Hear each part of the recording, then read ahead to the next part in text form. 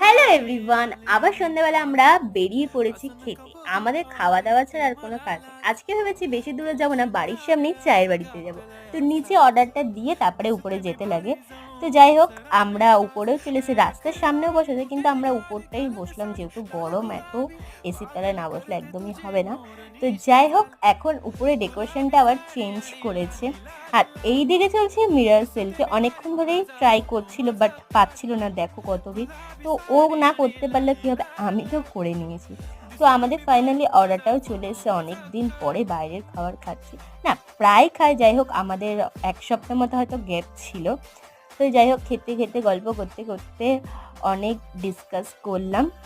তো যাই হোক, এখানে তো আমরা খাচ্ছি মানে পাগলামি করতে করতে আমাদের দিন কেটেই গেল। তো প্রায় সত্যি কথা বলতে অনেক দিন পরেই বেরাচ্ছি। আর যাই হোক, আজকে ভিডিওটা এখানেই শেষ করছি। ভালো